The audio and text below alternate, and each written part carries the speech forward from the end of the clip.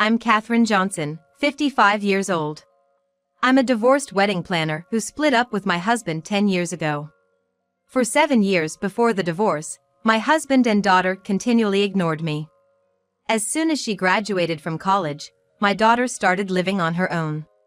Despite being ignored, I felt it was my responsibility to raise her until she graduated, so I chose to stay. However, once she was independent and I divorced my husband, I left the house with my son. It's been 10 years since the divorce, and back then, my son had just started high school. I still feel a sharp pain in my heart when I think back to those days. But by living each day to the fullest, that pain gradually faded away.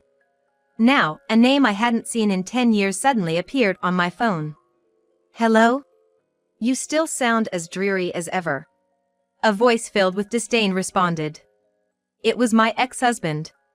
After 10 years, what could he possibly want to talk about? I replied with the bare minimum. I'm at work right now. Wow, you're working.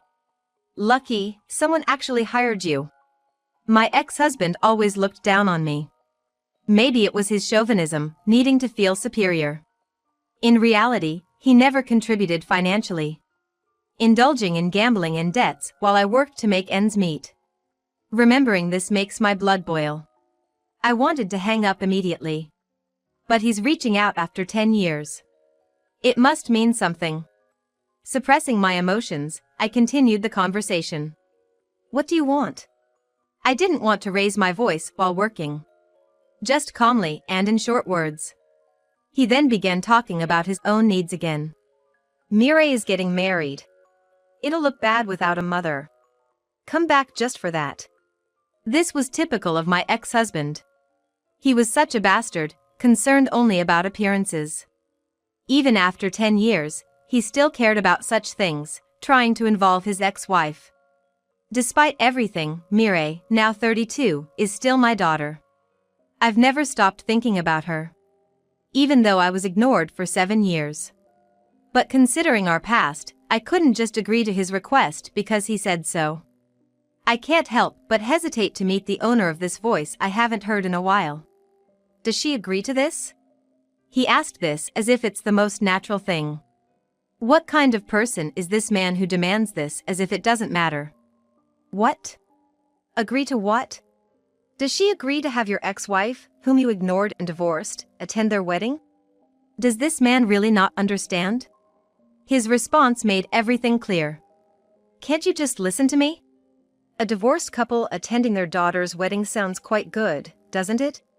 He was still obsessed with keeping up appearances. To him, a former couple attending an event together was probably nothing out of the ordinary. While I was calmly thinking about this, he struck another blow. You must be working as a regular employee by now, right? Well, during our marriage, I supported you financially. It's only fair you contribute to Mireille's wedding expenses. What? I remembered working part-time and then as a full-time employee. I have been given an even higher position now. Back then, it wasn't for the sake of a comfortable life, rather, it was the result of me continuing to work to earn a living that I couldn't afford, and of course I have no recollection of having to pay for it. I don't mean to complain now, but I can't even say a word at how much his memories are being altered for his own convenience. Discuss the money directly with Mireille. I'm busy too. It all came down to public image and money for him. Even now, these conversations bring back painful memories. Shortly after we got married, I found out about my ex-husband's love for gambling. He earned a salary, but it never made its way home. The debts kept piling up without me realizing. While I was working hard to support our family and raise our kids, he accused me, all you care about is money, you don't care about me. He started coming home reeking of perfume, not bothering to hide or make excuses for his affairs. It seemed like cheating was just inevitable for him. It's all in the past now. Not a pleasant memory, but I try to move on. Trying to change the subject, I take a deep breath and ask him over the phone. What does Mireille say? What, you're still being ignored by Mireille? Being continually ignored by your own daughter, that's pathetic. He said mockingly, laughing as if he was enjoying this. Talking to this man wouldn't lead to anything productive. I'll talk to her directly. You should. I hope Mireille talks to you normally. He replied with a snicker and abruptly ended the call. I let out a deep sigh and turned my phone back on. On the day, I arrived early at the waiting room and sat down alone. Suddenly, the door opened and I heard footsteps I'd recognize even after 10 years. They stopped right in front of me.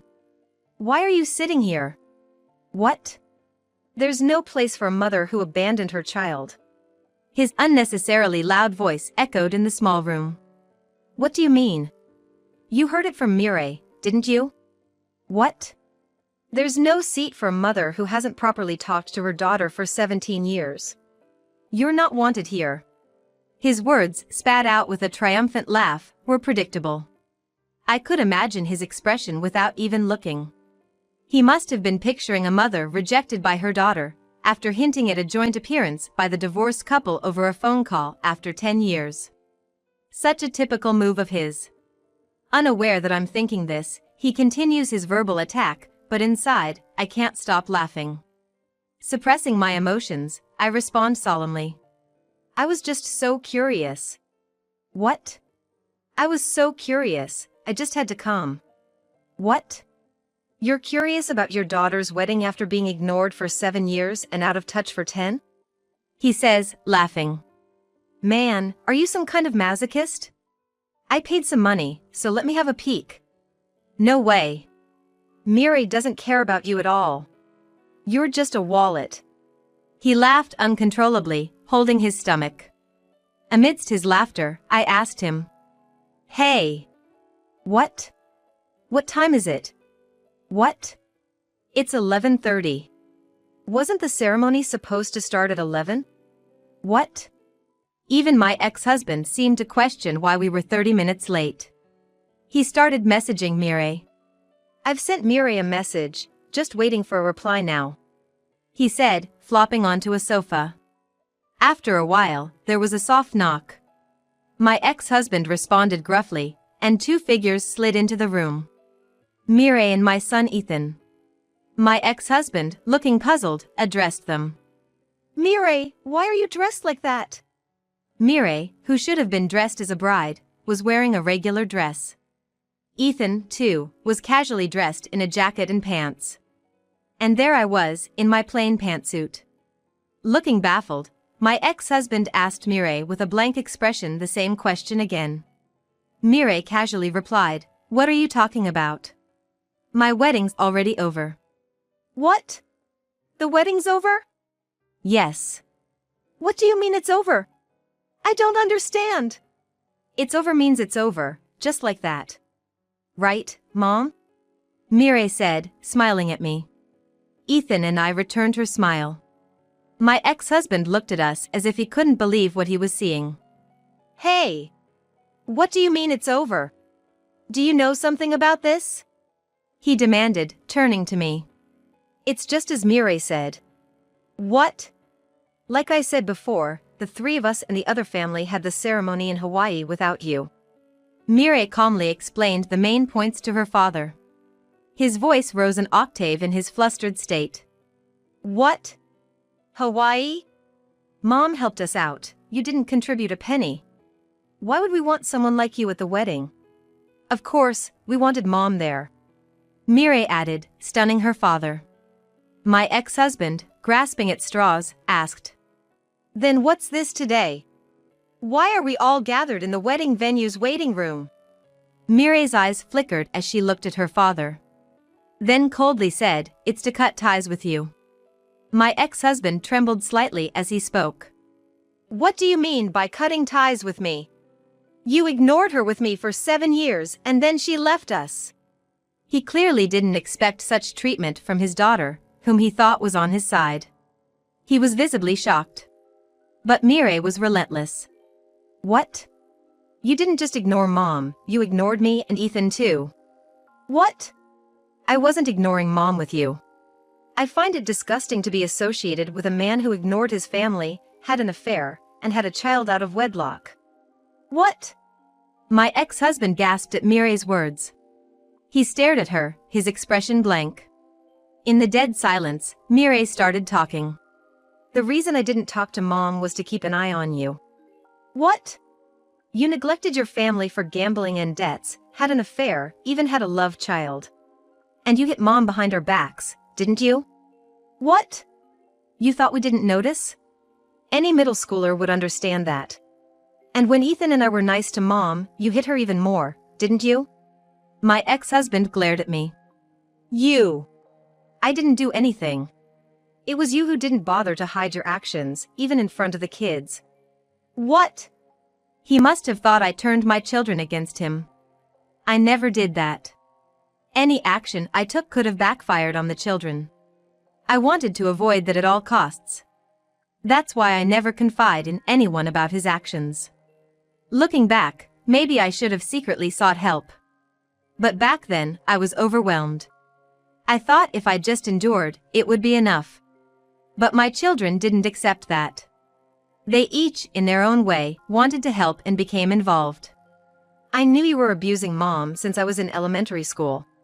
What? Since then? You might have thought we were asleep, but your loud yelling woke us up, whether we liked it or not. What? But as an elementary or middle schooler, there was nothing I could do. So, I decided once I was in high school, I'd save Mom. I ignored Mom to keep an eye on you. I thought if you had an ally, you wouldn't dare hit Mom. So, to protect Mom, I decided not to talk to her. She knows that. What? She knows? It was a strategy we all came up with. What? He hadn't expected us to be in cahoots. His face turned pale and twisted. I wonder what my children are thinking. Ignoring that, Mireille continued. I pretended to be on Dad's side to keep him in a good mood for safety. In exchange, I made sure Ethan was always with Mom. In case you tried to hit her, Ethan, being a boy, could protect her. What? Ethan was just an elementary or middle schooler back then. He couldn't have stopped me. My ex-husband's words made me chuckle. What are you laughing at? Nothing. Just contempt? Disgust? Thinking about how you're always bluffing. What? See, you always get worked up so easily. You were always afraid of Ethan, right? Because he could see through you and shut you down with his words, even when he was little. What? I knew you avoided Ethan as much as possible. You were running away from him, even though he was just a kid, because he was smart. My ex-husband blushed in embarrassment and clammed up. That's why. I stayed by your side, and Ethan stayed with Mom. That way, you'd never dare lay a hand on her. I never realized that. He was visibly shocked. Mireille spoke ruthlessly to him. Well, of course. What? You became more and more of a stranger, finding your place elsewhere. You were so oblivious, you didn't even see your own family, did you? Remembering that time doesn't hurt me anymore. But Mireille's words started to blur my vision. Ethan gently touched my shoulder and continued. Dad. What? About what we talked about earlier, the affair and having a child. You're not denying it, huh? Well, even if you denied it, it's the truth, and there's nothing you can do about it now. Why are you bringing this up? My ex-husband could only give a vague response to Ethan's unexpected turn in the conversation, and Ethan pressed on. Did you know I was working a part-time job in high school? Part-time job? You didn't know, huh? Mireille was working part-time too. What? Some dad was never home, never put money into the household, just messing around. We both had to work part-time in high school to help Mom. I didn't know. Of course, you didn't. As I said earlier, you never really saw us or Mom. So you didn't notice that Mireille was fooling you. My ex-husband fell silent at Ethan's words. And, I worked in the kitchen of a restaurant, you know. You used to come there a lot with a woman. What? Sometimes during the day, sometimes at night. You brought a little kid with you too, right? What? That's your love child, isn't it? What? You'd loudly say things like this kid's gonna grow up to be handsome like me and stuff. It was so embarrassing. No. Nobody wants to be like you. Ethan snorted. He had no idea his son had seen him cheating and even seen his loved child. My ex-husband started sweating and breathing shallowly. While glancing at him, I casually asked, "How are May and Ken doing?" I threw out names he probably didn't expect me to know, and he gasped. "How did you?" "How? Do you want to know?" "What?" "After we divorced, it might not have been a big deal for you, but I had to go through a lot of paperwork. It's impossible not to notice, especially since you acknowledge them." My ex-husband was silent again. I didn't feel disappointed anymore, but I wondered if he thought he could hide it by keeping quiet. Eventually, when he's gone, all sorts of issues will fall on the children due to inheritance. Regardless of the divorce, the children are still related to him by blood, and so is the child he acknowledged. He probably never thought that far as a parent. Well, I knew it, but it was still a shock. You never thought about me or the kids. My ex-husband remained silent, no matter what was said. Was he really unable to say anything after all this? Pinned under the gaze of the three of us, my ex-husband didn't even try to make excuses, maybe due to his useless pride. I knew it. But still, what was he thinking during all those years of marriage, of family life with us? He probably thought the onslaught was over. He let out a breath, relaxing his shoulders. But he wasn't let off so easily. "And on top of that, you were begging that woman for money too, weren't you? Are you just terrible?" Ethan said with disgust. "What? What are you talking about?" "Not what are you talking about. You're even messing with the company's money now." Mireille's unexpected words made him freeze as he stared at her. "Don't say it's a lie." "I didn't do that." "Really? Still playing dumb? You can't escape this." "What are you talking about? Where's the proof?" His red-faced shout echoed in the room.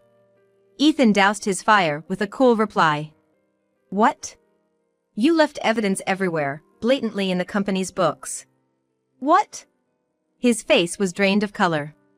"The financial audit of your company is being handled by my husband," Mireille added. My ex-husband lost all expression, probably never imagining the man he thought he'd congratulate today as Mireille's husband was the one exposing his embezzlement. I was shocked when I heard it too. Mireille's husband, a certified public accountant, was involved in auditing my ex-husband's company. The chief accountant, who happened to know Mireille's husband's firm manager, brought up recent suspicious financial activities, leading to his involvement. The more we looked, the stranger it got. "Did you really have to embezzle $1 million for your debts and secret child support?" Mireille's words hit him hard. He must have been overwhelmed with why and how could this happen. Ethan mercilessly delivered the final blow. "You know, this is a crime." My ex-husband froze completely. His body trembled slightly. As we watched him, Mireille said, "That's why I wanted to end it." "What?" "I'm married now, connected to another family. I don't need a criminal in my family, and I wanted to reset everything I've been carrying all these years. That's why I asked Mom to prepare this room today." "Why can she arrange this room? This is a wedding venue, right?" He turned his gaze towards me. I spoke without meeting his eyes. "This place, it's my company." "What? Your company?" "I started in this industry as a part-timer, and after gradually gaining experience, I was promoted, and from there I worked hard to learn and build connections. I entered this industry before we divorced. A little before he started ignoring me. He never knew or cared to know what company I worked for or what I did. He didn't even try to find out. So, he never knew I've been in this industry since then. It was a terrible situation. But it led to good connections for me. And 2 years ago, I guess, I started this company with someone I've worked with for a long time." "Who? Someone you've worked with?" "The president of the parent company, and now, my husband." "What?" He was speechless, as expected. "I guess so. He always thought he was above his ex-wife, who is now a president's wife and a subsidiary company president." Shaking, he managed to ask us. "Mireille is..." "What?" Mireille is on my side, right? What? When we divorced, you cut ties with her, right? That's right, isn't it? He shouted desperately, but cold words rained down on him. Isn't that obvious? Like I said earlier, I ignored Mom on the surface for 7 years just to protect her. It was only superficial, I never really ignored her. Besides, you were hardly ever home. What? You only saw what was on the surface, right? Whether I was ignoring Mom or not. Well, that's... And when I graduated from college, you two got divorced. That's when I made my choice, right? To go with Mom. That's a lie, right? It's true. Someone like you, a cheating, abusive, embezzling jerk, just disgusts me. You have no idea how much that 7 years messed with my mental health. Mireille's voice, which had been so strong, started to tremble, her eyes filling with tears. Mireille. I'm so sorry. I couldn't help but hug her. It's okay. Mom was always there, silently protecting us from any harm. Taking on everything, standing strong in place of a deadbeat dad who wouldn't contribute or even come home. Mireille hugged me back, her arms trembling, sobs echoing against my back. Ethan gently rubbed our shoulders, saying, Anyway, Dad, you're busted. What? Actually, I'm involved in that audit too. What?